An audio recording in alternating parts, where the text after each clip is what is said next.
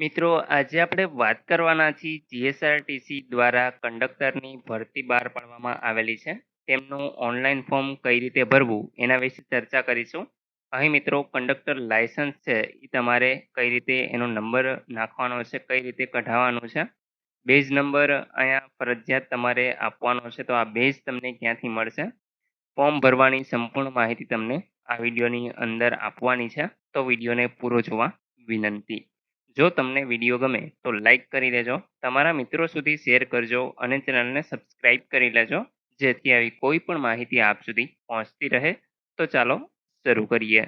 મિત્રો, સૌપ્રથમ તો તમારે કોઈ એક બ્રાઉઝર ઓપન કરી ઓજસ એવું લખવાનું છે. પહેલી જ વેબસાઇટ તમને જોવા મળશે ઓનલાઈન જોબ એપ્લિકેશનની. એના ઉપર તમે ક્લિક કરશો. અહીંયા કણી તમે ઓનલાઈન એપ્લિકેશનના ઓપ્શન ઉપર ક્લિક કરશો. એપ્લાયમાં તમારે જવાનું છે. અહીંયા તમે જોઈ શકો છો જીએસઆરટીસી ગુજરાત રાજ્ય માર્ગ વાહન વ્યવહાર નિગમની ભરતી તમને જોવા મળે છે. આના ઉપર ક્લિક કરી દેવાનું છે. મિત્રો, પહેલી ડ્રાઈવરની છે અને બીજી છે એ કંડક્ટરની છે. બંનેના ડિટેલ વિડીયો છે એ આપણે બનાવેલા છે. ડિસ્ક્રિપ્શનમાં તમને એની લિંક આપી દઉં છું. તમે એક વખત અવશ્ય જોઈ લેજો, જેથી તમને ભરતી વિશે તમામ માહિતી છે એ મળી જાય. આજે આપણે વાત કરીશું ઓનલાઈન અરજી કરવા બાબતે. તો અહીંયા એપ્લાયનો ઓપ્શન છે. આ ઓપ્શન ઉપર આપણે ક્લિક કરી દેવાનું છે. અહીંયા આપણે તમારે એપ્લાય ઉપર ફરી પાછું ક્લિક કરવાનું છે. મિત્રો, જો તમે પહેલેથી રજીસ્ટ્રેશન કરેલું હોય તો અહીંયા રજીસ્ટ્રેશન નંબર નાખવાનો છે અને જન્મ તારીખ છે તમારે આ ખાનામાં લખી દેવાની છે. જો તમારી પાસે રજીસ્ટ્રેશન નંબર ન હોય તો તમારે અહીંયા સ્કીપનો ઓપ્શન જોવા મળે છે, એના ઉપર તમારે ક્લિક કરી દેવાનું છે. એટલે ફોર્મ છે એ ઓપન થઈ જશે અને તમે ભરી શકશો. અહીંયા મિત્રો તમારે ટાઇટલ છે એ સિલેક્ટ કરી લેવાનું રહેશે. ત્યાર પછી તમારી સરનેમ જે પણ હોય એ તમારે લખવાનું છે. ખાસ તો તમારે જે પ્રમાણે માર્કશીટની અંદર નામ હોય એ જ રીતે લખવાનું છે. સ્પેલિંગ મિસ્ટેક ન થાય એનું ખાસ ધ્યાન રાખજો, નકર ડોક્યુમેન્ટ વેરિફિકેશન સમયે તમારું ફોર્મ છે એ રિજેક્ટ થઈ જશે અને તમે પરીક્ષા પાસ કરી અને મેરિટમાં આવી ગયા છો તેમ છતાં પણ તમને નોકરી છે એ નહીં મળે. તો એ મિત્રો તમારા એક જે લેટર છે એના હિસાબે છે એ એક અક્ષરના હિસાબે તમારી અહીંયા આપણે નોકરી છે એ જતી રહેશે. તો એવું ન થાય એના માટે તમારે નામ છે એ ખાસ ધ્યાનપૂર્વક જોઈ અને લખવાનું છે.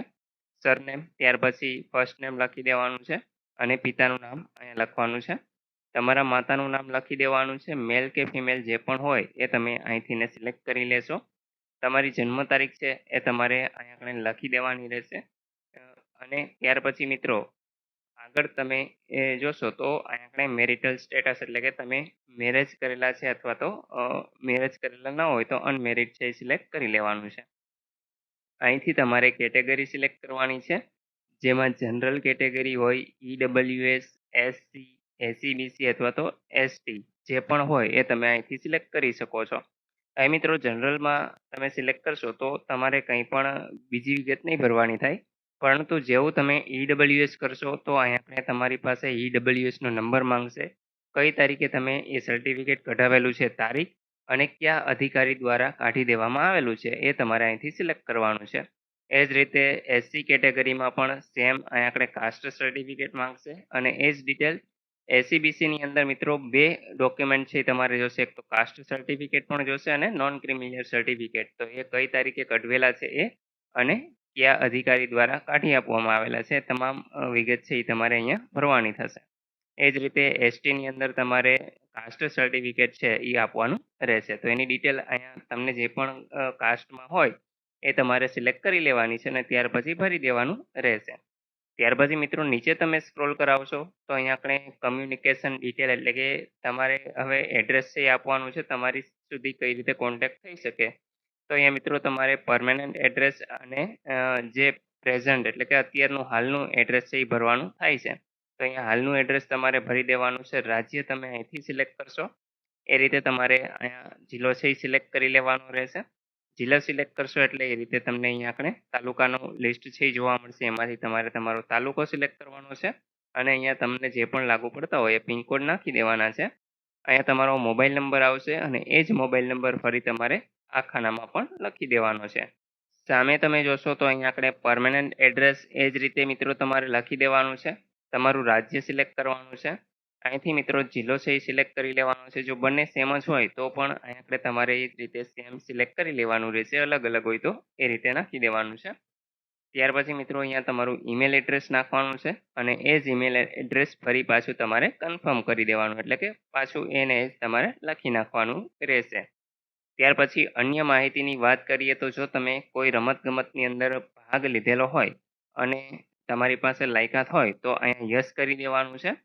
જે પણ સ્પોર્ટની અંદર તમે ભાગ લીધો હોય એ સ્પોર્ટ અહીંયા જેટલા પણ નામ છે એમાંથી હોય તો એ તમારે સિલેક્ટ કરી લેવાના રહેશે. જેમ કે આપણે અત્યારે દાખલા તરીકે ક્રિકેટ સિલેક્ટ કરીએ તો અહીંયા આપણે રમતનું સ્તર એટલે કે નેશનલ ઇન્ટરનેશનલ લેવલે તમે રમેલા હોય તો એ, ત્યાર પછી યુનિવર્સિટીની અંદર રમેલા હોય તો એ, અને કોમ્પિટિશન ઓર્ગેનાઇઝેશન દ્વારા તમે કોઈ રમેલા હોય અને જીતેલા હોય સર્ટિફિકેટ તો એ અહીંયા આપણે તમે જોઈ શકો છો. અખિલ ભારતીય શાળા સંઘ દ્વારા તમને સર્ટિફિકેટ મળેલ હોય તો એ સર્ટિફિકેટ માન્ય રહેશે. અહીંયા આપણે 3 કેટેગરી તમને આપેલી છે.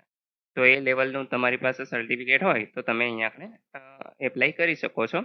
અહીંયા આપણે તમને જે ભાગ લીધો હોય એ વર્ષ તમારે સિલેક્ટ કરવાનું છે અને પ્રમાણપત્ર આપનાર ફેડરેશન અથવા તો સત્તા અધિકારીનું અહીંયા આપણે તમારે લખી દેવાનું રહેશે. ન હોય તો નો સિલેક્ટ કરી લેવાનું છે, એટલે આ બધા જે ઓપ્શન છે એ જતા રહેશે.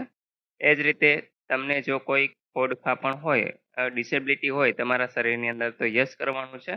અહીંયા ડિસેબિલિટીનું સર્ટિફિકેટ ડેટ જે તારીખે તમે કઢવેલું હોય એ ડિસેબિલિટી સર્ટિફિકેટનો નંબર આવશે અને કયા અધિકારી દ્વારા આપવામાં આવેલું છે એ તમારે સિલેક્ટ કરી લેવાનું છે. ન હોય તો નો સિલેક્ટ કરવાનું છે.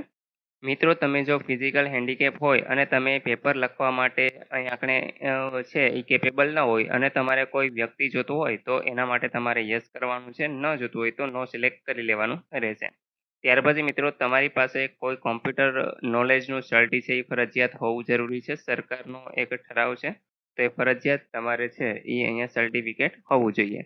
ત્યાર પછી કોઈ વિધવા હોય તો એ અહીંયા યસ કરશે અને અહીંયા આપણે સર્ટિફિકેટ છે એનો નંબર છે એ લખી દેશે. એક્સ આર્મી મેનમાં જો કોઈ હોય તો એ પણ યસ સિલેક્ટ કરી અને ડેટ છે એ લખી દેવાની રહેશે.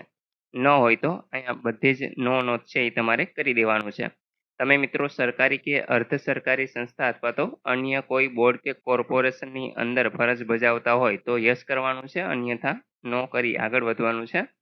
જો મિત્રો અહીંયા આપણે તમારી ઉપર કોઈ પણ આઈપીસી હેઠળ ગુનો નોંધાયેલો હોય તો તમારે યસ કરવાનું છે, અન્યથા નો કરી દેવાનું રહેશે. ત્યાર પછી મિત્રો ગુજરાત રાજ્ય વાહન વ્યવહાર નિગમ સરકારી કે અર્ધ સરકારી સંસ્થાની અંદર બોર્ડ કે કોર્પોરેશનમાંથી તમે જો બરતરફ કે રૂખસદ થયેલ હોય એટલે કે કાઢી મૂકવામાં આવેલા હોય તો એ અહીંયા આપણે તમારે યસ અથવા નોમાં છે સિલેક્ટ કરી લેવાનું રહેશે. ત્યાર પછી મિત્રો તમને કઈ ભાષા આવડે છે એ તમારે અહીંયા આપણે ટીક માર્ક કરવાનું છે. જેમ કે ઇંગ્લિશ ભાષા તમને વાંચતા આવડે છે, લખતા આવડે છે અને બોલતા આવડે છે તો અહીંયા ત્રણેયમાં ટીક. માની લો કે તમને લખતા અને વાંચતા આવડે છે પરંતુ બોલતા નથી આવડતું, અહીંયા તમારે ટીક નહીં કરવાનું. બાકી હિન્દી, ગુજરાતી જેટલી પણ ભાષા તમને લખતા અને વાંચતા અને બોલતા ત્રણેય આવડતું હોય તો આ રીતે તમારે ટીક કરી દેવાનું. જો બધું જ આવડતું હોય તો અહીંયા આપણે તમામમાં ટીક કરી દેવાનું રહેશે. ત્યાર પછી મિત્રો અહીંયા આપણે તમારે એચએસસી અથવા તો એચએસસી ઇક્વેલન્ટ સર્ટિફિકેટ છે એ સિલેક્ટ કરવાનું છે. જેમ કે તમે 12 પાસ કરેલ હોય તો અહીંયા આપણે તમારે એચએસસી સિલેક્ટ કરી એના પર્સન્ટેજ નાખવાના છે, કયો ક્લાસ છે એ તમારે સિલેક્ટ કરવાનું છે, બોર્ડ કયું હતું, ત્યાર પછી સ્ટેટ ગુજરાતમાંથી તમે કરેલું હોય તો ગુજરાત અથવા તો અન્ય સ્ટેટમાંથી કરેલું હોય તો એ લખી દેજો. કયા વર્ષે પાસ કરેલું છે અને કેટલા ટ્રાયલ તમે પાસ કરેલું છે. તમારો માર્કશીટનો જે સીટ નંબર હોય 10માનો એ તમારે 12માનો તો એ તમારે અહીંયા લખી દેવાનો છે. એ જ રીતે મિત્રો હવે આપણે મેન જે છે ડિટેલ એ ભરવાની છે, જેમાં કંડક્ટર અથવા તો ડ્રાઈવર ની જે લાયસન્સ માહિતી છે એ ભરવાની છે. તો મિત્રો આપણે કંડક્ટરનું ફોર્મ ભરીએ છીએ તો અહીંયા આપણે RTO approved conductor licence number છે એ તમારે ફરજિયાત નાખવાનો થાય છે. હવે મિત્રો આ લાયસન્સ છે એ ક્યારે નીકળશે તમારું, તો કે તમારે પહેલા તો કંડક્ટરનો એક બેઝ છે એ આવે એ કઢાવવો પડે. મિત્રો આ બેઝ છે એમાં તમારે એક તો ફર્સ્ટ એડની તાલીમ લેવાની હોય છે, જે 7 દિવસ માટે તમારે ટ્રેનિંગમાં જવાનું હોય છે અને તાલીમ મેળવવાની હોય છે. ત્યાર પછી જ તમને એક બેઝ કંડક્ટરનું જે સર્ટિફિકેટ છે એ આપવામાં આવે છે. તો આ સર્ટિફિકેટ છે એ તમારે મેળવવાનું રહેશે. આ સર્ટિફિકેટ મળી જાય ત્યાર પછી મિત્રો તમે આરટીઓની અંદર જઈ અને કંડક્ટર લાયસન્સ માટે એપ્લાય કરી શકો છો. તો મિત્રો આ સર્ટિફિકેટ છે એ મળે ત્યાર પછી તમારે કંડક્ટર લાઇસન્સનું ફોર્મ ભરવાનું હોય છે. આ કંડક્ટર લાઇસન્સનું ફોર્મ કઈ રીતે ઓનલાઈન ભરવું એના વિશે આપણે એક અલગ વિડીયો બનાવશું. ત્યારે તમે જોઈ અને એ લાઇસન્સ માટે એપ્લાય કરી શકશો અને તમારું લાઇસન્સ છે એ જાતે જ મેળવી શકશો. તો તમે ચેનલ સાથે જોડાઈ જજો એટલે તમે એ કંડક્ટર લાઇસન્સ છે એ જાતે જ ઓનલાઈન અરજી કરી શકો. તો મિત્રો આ પ્રોસેસ છે એ આપણે કહેવાના છીએ તમે કઈ રીતે કરી શકશો. બાકી લાઇસન્સ નંબર આવી જાય ત્યારે તમારે આ લાઇસન્સ નંબર નાખવાનો છે, કઈ તારીખે તમે કઢવેલું છે એ તમારે અહીંયા લખવાનું છે અને કેટલા ટાઈમ વેલિડ રહેશે. મિત્રો મોટા ભાગે 3 મહિના માટે છે એ આ લાઇસન્સ વેલિડ હોય છે અથવા તો વધુમાં વધુ 6 મહિના માટે વેલિડ હશે. તો એ તારીખ છે એ તમારે અહીંયા આપણે લખી દેવાની છે. અહીંયા તમને જે બેઝ કાઢી આપવામાં આવેલો છે ફર્સ્ટ એડની તાલીમ બાદ, તો એ બેઝનો નંબર તમારે લખવાનો છે અને જે લાઇસન્સ ઇસ્યુ કરેલો હોય એ ગુજરાતમાંથી હોય તો ગુજરાત અને આઉટ ઓફ ગુજરાત હોય તો એ તમારે ટીક કરી દેવાનું છે. બાકી મિત્રો અહીંયા તમે જોઈ શકશો એક નોંધ પણ આપેલી છે કે આરટીઓ લાઇસન્સ ધરાવતા ઉમેદવારોએ આરટીઓ કચેરીનું license information certificate driving test એટલે કે રૂબરૂ મુલાકાત સમયે અવશ્ય રજૂ કરવાનું રહેશે. તો મિત્રો એ ડ્રાઇવિંગ ટેસ્ટ તો કેના માટે છે તો કે જે ડ્રાઈવરમાં ફોર્મ ભરતા હોય એના માટે. બાકી આમાં કંડક્ટર માટે કોઈ પણ સૂચના છે એ લાગુ પડતી નથી. ત્યાર પછી મિત્રો અહીંયા આપણે એક બાહેંધરી આપેલી છે તો એ તમારે અહીંયા યસના ઓપ્શન ઉપર ક્લિક કરી દેવાનું છે અને ત્યાર પછી તમારે સેવ છે એ કરી દેવાનું રહેશે.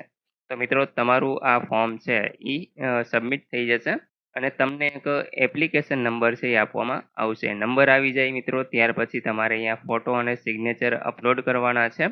તો ફોટો અને સિગ્નેચર અપલોડ કરવા માટે તમને જે લાસ્ટમાં સેવ કર્યા બાદ એપ્લિકેશન નંબર મળેલો હતો એ નંબર તમારે લખવાનો છે. તમારું જન્મ તારીખ જે પણ હોય એ લખવાની છે. અહીંયા તમને જે પણ કેપ્ચા બતાતા હોય ઉપર એ જ તમારે લખી દેવાના રહેશે અને ત્યાર પછી છે એ ઓકેના બટન ઉપર ક્લિક કરવાનું છે. તો તમારે ફોટો અને સિગ્નેચર છે એ જેપીજી ફોર્મેટની અંદર અહીંયા આપણે અપલોડ કરવાના છે અને મિત્રો એમની સાઇઝ છે એ 15 KB અથવા તો એનાથી ઓછી હોવી જોઈએ બંનેની, તો જ છે એ અપલોડ થશે. તો આ રીતે તમારે ફોટો અને સિગ્નેચર અપલોડ કરી અને તમારા ફોર્મને કન્ફર્મ કરવાનું છે. તો કન્ફર્મ કરવા માટે સેમ અહીંયા તમે એપ્લિકેશન ઓનલાઈન એપ્લિકેશનના ઓપ્શન ઉપર જઈ કન્ફર્મ ઉપર ક્લિક કરશો એટલે આ રીતે ફરી પાછો એપ્લિકેશન નંબર નાખી જન્મ તારીખ નાખી કેપ્ચા નાખીને ઓકે કરશો એટલે મિત્રો તમારી ડિટેલ આવશે, તમારે જોઈ લેવાની છે. બધું જ બરાબર હોય તો તમારે કન્ફર્મ કરી દેવાનું રહેશે. એક વખત ફોર્મ કન્ફર્મ થઈ ગયા પછી તમે એમાં કોઈ પણ ફેરફાર કરી શકશો નહીં. તો પેલે ખાસ જોઈ લેજો કોઈ પણ ભૂલ ન પડે, નકર પછી તમારી એપ્લિકેશન છે એ રદ થઈ જશે. ત્યાર પછી મિત્રો તમારી જે એપ્લિકેશન છે કન્ફર્મ થઈ જાય ત્યાર પછી તમારે છે એ ફી ભરવાની હોય છે. તો અહીંયા આપણે print application form and pay fees આ ઓપ્શન ઉપર ક્લિક કરી દેવાનું છે. અહીંયા મિત્રો તમારે છે એ કંડક્ટરને સિલેક્ટ કરી લેવાનું છે. જેમ કે આપણે અહીંયા નીચે જોઈ શકો છો કે આપણી જે કંડક્ટરની અરજી છે એ તમારે એડવર્ટાઇઝમેન્ટ સિલેક્ટ કરવાની છે. અહીંયા તમને જે લાસ્ટમાં કન્ફર્મેશન નંબર મળેલો હોય એ લખવાનો રહેશે. ત્યાર પછી તમારી જન્મ તારીખ લખી કેપ્ચા કોડ લખવાનો છે. તમારે ફી ઓનલાઈન ભરવાની છે તો અહીંયા આપણે પેમેન્ટ ઓફ ફીસ આ ઓપ્શન ઉપર ક્લિક કરશો એટલે મિત્રો તમારે છે 354 રૂપિયા જેવી ફી છે એ ભરવાની થાય છે જે જનરલ માટે છે.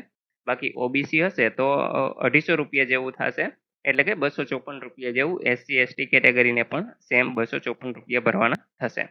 તો આ ફી છે એ ભરી દેવાની રહેશે અને ત્યાર પછી આની રસીદ છે એ તમારે ડાઉનલોડ કરવાની છે. મિત્રો ફી છે એ તમે જીપે અથવા તો જે યુપીઆઈ આઈડી હોય છે તમારી પાસે એનેથીને સ્કેન કરી અને તમે ભરી શકો છો. બાકી ડેબિટ કાર્ડ ક્રેડિટ કાર્ડથી પણ તમે ઓનલાઈન પેમેન્ટ કરી શકશો અને અહીંથી ને તમારે જે એપ્લિકેશનનું ફોર્મ છે એની પ્રિન્ટ પણ મેળવી લેવાની રહેશે. તો આ બંનેની જે પ્રિન્ટ છે એ તમારે ડાઉનલોડ કરી લેવાની છે અને તમારી પાસે સાચવીને રાખવાની રહેશે. મિત્રો આ રીતે તમે ઓનલાઈન અરજી કરી શકો છો. બાકી જ્યારે પણ આનું મેરિટ લિસ્ટ આવશે ત્યારે આપણે એનો પણ એક અલગ વિડીયો છે એ બનાવવાના છીએ અને કંડક્ટર લાઇસન્સ કઈ રીતે કઢવું એના વિશે નેક્સ્ટ વિડીયો છે એ આપણે બનાવવાના છીએ. તો જે પણ ભાઈઓ કંડક્ટર લાઇસન્સ માટે એપ્લાય કરવા માંગતા હોય એ લોકો આપણી ચેનલને સબસ્ક્રાઇબ કરી અને બેલ આઇકન પ્રેસ કરી ઓલ નોટિફિકેશન ઉપર ક્લિક કરી દઈએ જેથીને હું જેવો વિડીયો અપલોડ કરું એટલે તમને એનું નોટિફિકેશન છે એ સૌપ્રથમ મળી જાય. તો મિત્રો આશા રાખું છું કે કંડક્ટરનું ઓનલાઈન ફોર્મ ભરવા વિશેની સંપૂર્ણ માહિતી તમને મળી ગઈ છે. તેમ છતાં પણ કોઈ પ્રશ્ન હોય તો તમે કોમેન્ટ દ્વારા પૂછી શકો છો. વિડીયોને લાઇક કરી દેજો, તમારા મિત્રો સુધી શેર કરજો અને ચેનલને સબસ્ક્રાઇબ કરી લેજો, જેથી આવી કોઈ પણ માહિતી આપ સુધી પહોંચતી રહે.